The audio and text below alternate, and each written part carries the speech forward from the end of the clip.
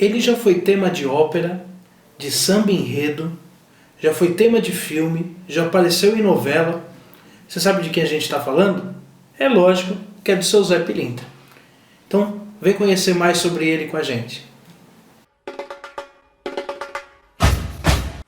Um filho de beba que tem fé, Nós temos fé. um filho de beba que tem luz, Nós temos luz. pra iluminar nosso lugar. Vai Oxalá, sempre tem mais um. É isso aí, meus irmãos. Nosso tema de hoje é seu Zé Pilintra, entidade tão conhecida da nossa Umbanda, mas que a gente conhece, infelizmente, bem pouco. Tá? E hoje o nosso tema é sobre ele, sobre a origem dessa entidade, e eu tenho certeza que muitas das coisas que nós vamos falar aqui vai se encaixar e vocês vão entender o porquê que nós temos essa grande entidade que representa muito mais do que uma simples entidade na nossa Umbanda. Vamos começar falando pelo nome, né? Zé Pilintra. Pilintra, segundo o nosso dicionário, quer dizer maltrapilho, pessoa desfavorecida, pessoa que não tem as roupas, tá? Então, fica até meio estranho, né? Como assim Zé Pilintra? Mas ele está sempre tão bonito vestido, sempre tão bem vestido. Isso é um grande mistério que nós vamos explicar o porquê, tá? Então, o nome Zé Pilintra vem disso, vem de desfavorecido, tá? Guardem essa informação com vocês. Para nós explicarmos sobre a origem do seu Zé Pilintra, e aí eu convido a vocês, volta um pouquinho nos nossos vídeos, nós falamos sobre os encantados. Vai lá dar uma olhadinha, e se você nunca viu, para esse vídeo agora e vai lá ver. Tá? É um vídeo bem legal que a gente explica a origem da culto aos encantados lá no Nordeste. E o seu Zé Pilintra nasceu da encantaria, ele é um encantado, tá? Principalmente cultuado no catimbó, e principalmente no catimbó baiano. O seu Zé Pilintra veio de lá, principalmente, como eu disse, do catimbó baiano, tá? É uma entidade extremamente baiana e nós vamos também entender isso. Por quê?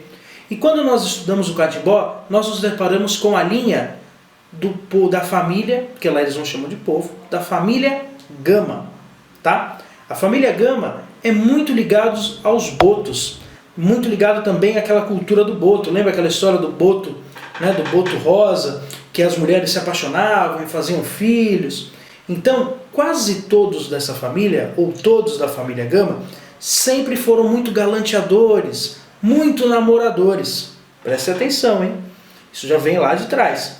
Então, eram entidades que gostavam dessa forma de trabalho, tá? Que eram associados dessa forma, e todos eles usavam sempre uma roupa bem bonita, uma camisa de seda, tá? E a marca principal do povo, da família Gama, era o chapéu de Panamá. Tá? Aquele chapéu de palha, sempre com alguma fita de alguma cor, mas eles adoravam a fita vermelha, que é a cor da família Gama. Tá? Olha que interessante, chapéu de Panamá com fita vermelha. Olha só. Então, essa família, tá? Família Gama, ela é chefiada pelo Luiz Gama. Se você não conhece a história do Luiz Gama, esse herói nacional que nós temos aqui no nosso país, para o que você estiver fazendo e vai procurar a história dele. Tá? Ele é um grande libertário, nós vamos falar um pouco sobre ele, mas vai estudar sobre esse cara, é muito legal. Tá? E Luiz Gama, filho de Luísa Marim, com um homem branco, que até hoje não se sabe direito quem era o pai dele, e ele foi vendido pelo próprio pai como escravo. Tá? Luiz Gama foi escravo até os 10 anos de idade dele.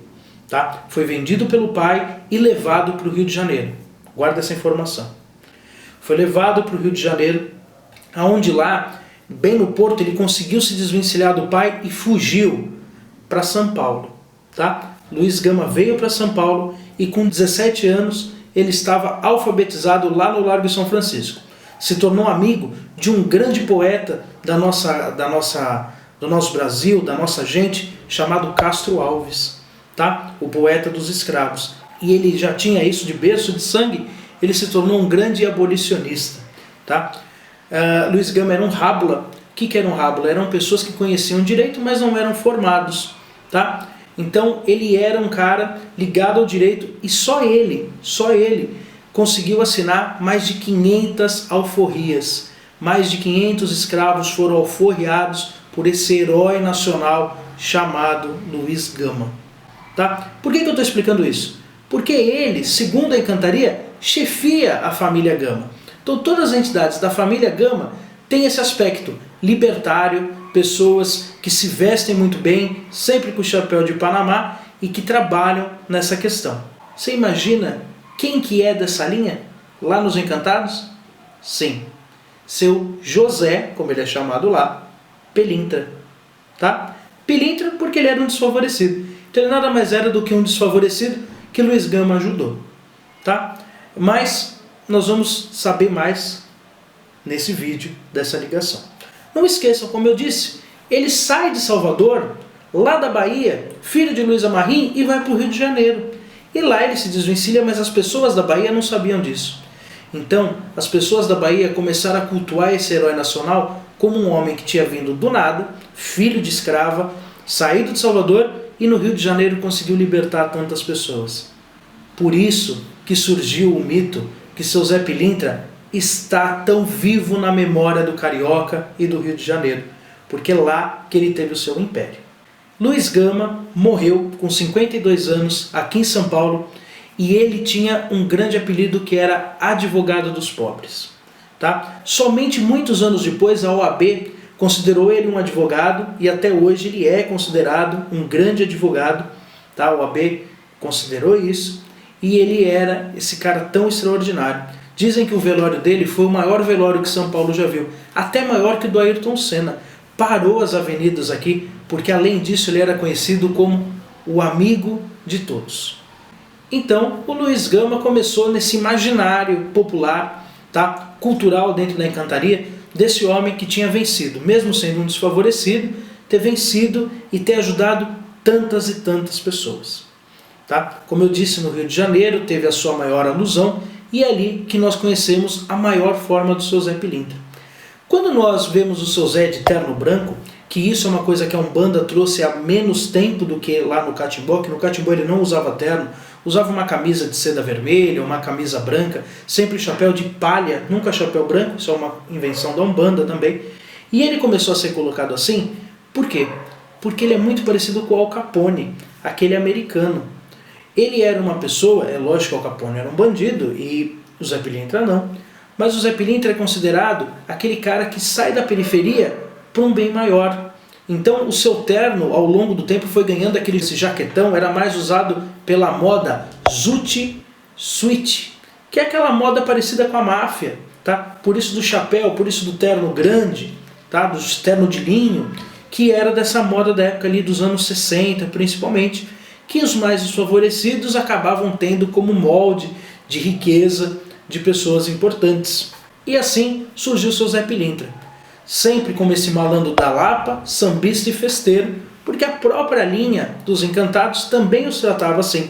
Lógico que não na Lapa, mas sempre ali na noite baiana, na noite de Salvador, ali como malandro que descia a ladeira de Salvador, o Pelourinho, e depois foi trazida essa cultura para o Rio de Janeiro, para os Arcos da Lapa e os morros. Seu Zé Pilintra é chamado do Barão da Favela.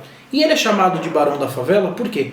Porque seu Zé Pilintra está sim pelos menos providos de dinheiro, está sim pelos excluídos, como seu próprio nome diz, como eu disse. Pilintra é desfavorecido. Então seu Zé ele não está para brigar pelo sistema, e sim contra o sistema. E para quem já conversou um dia com o seu Zé Pilintra, as pessoas têm esse psiquê, poxa, eu vou lá conversar com o Zé Pilintra, ele é mulherengo, ele quer dançar samba. Isso é muito mais animismo do que a realidade.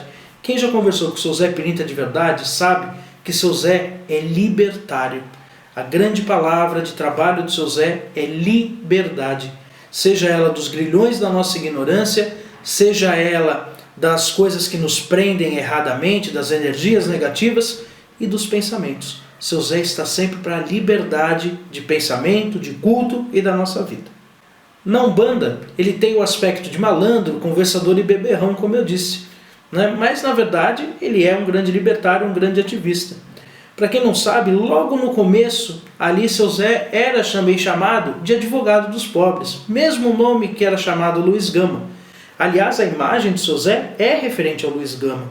Né? Negro de bigode, assim como o Luiz Gama também tinha. Algumas fotos ele está de barba, mas ele usava mais o bigode. Além do livro no seu pé que representa a Constituição, representa tantas e tantas alforrias assinadas pelo Luiz Gama, e sempre o anel de pedra vermelha, cor que representa os advogados. Aliás, o branco aqui e o vermelho é por causa disso, representa essa liberdade. Seu Zé Pilintra é muito ligado a Ogum, muito ligado a São Jorge, uma grande entidade abridora de caminhos, tá? Que utiliza essas cores para fazer o seu trabalho. Já no culto da Umbanda, usando tudo isso de base que eu falei da encantaria, de ser um libertário, de ser um cara da noite, de ser o que lida com os problemas do dia a dia, seu Zé é a figura do brasileiro. Não teria nenhuma entidade que tem mais a figura do que o brasileiro, do que o seu Zé, que saiu de lá de baixo, sem ter nada, e conseguiu ter tudo e conseguiu vencer na vida. Seu Zé representa isso. Então, seu Zé sempre quando está em terra, ele vai sim nas pessoas tristes, nas pessoas que estão passando por um maior problema, e ele ajuda, hein? E causa muito milagre na vida dessas pessoas. Seu Zé tem grande força para isso. Dentro da Umbanda, alguns cultuam eles como baiano, outros cultuam como malandro, uma subdivisão da linha dos baianos. Sempre de terno branco, não só o seu Zé, como tem outros companheiros, como Zé Navalha, Miguelzinho, Camisa Preta, Maria Navalha, né, a grande dama dessa linha dos malandros. Seu Zé trabalha dentro dessa linha, sempre na abertura de caminho. É fácil você ver um malandro, ele tem sempre aquele seu jeito mais malandreado, não confundam isso com a questão de bandidagem ou nada disso. Aliás, malandro nada tem a ver com bandido. Noel Rosa já falava sobre isso. Malandro é malandro e bandido é bandido. Mas é a malandragem que é a forma pura de você conseguir dar um nó na vida para conseguir as coisas, sempre dentro da legalidade. Aliás, como uma vez seu Zé me disse pessoalmente, malandro usa terno branco para mostrar o quanto a sua alma é pura e não se sujar pelas coisas mundanas. Isso é a maior figura dos malandros. Alguns cultuam como Exu, de terno preto, e dentro da linha de Exu, seu Zé Pilintra tem uma ligação muito grande com Tranca-Ruas, tem uma ligação muito grande com os Exus de Ogum, com a questão da abertura de caminho e de limpeza espiritual. Quando nós falamos, e seu Zé, nós queremos falar sim, do suburbano, do periférico, do cara que veio do nada e conseguiu tudo, e é isso que nós pedimos a ele. Que seu Zé nos abençoe, que seu Zé nos mostre o verdadeiro caminho. Esqueçam essa história de, mas ele é malandro, mas ele é mulherengo. Ele não é nada disso. Quem faz isso é o médium. Seu Zé, na verdade, é um grande libertário e um grande servidor da lei maior. Seu Zé pratica caridade, é uma entidade muito boa que está aqui para ajudar e nunca para prejudicar. Seu Zé Pilintra é um grande homem, assim como Luiz Gama também foi para o nosso país. Agora, se você quiser saber mais desse homem do chapéu branco, quiser conhecer ele realmente, quiser conversar com seu Zé um dia, você vai ter que procurar um terreiro. E antes da gente encerrar, eu peço para você se inscreva no nosso canal, curta a nossa página, ative o sininho, veja os nossos vídeos e que seu Zé Pilintra te abençoe todos os dias. Sou o Pai Léo das Pedreiras, um abraço, saravá.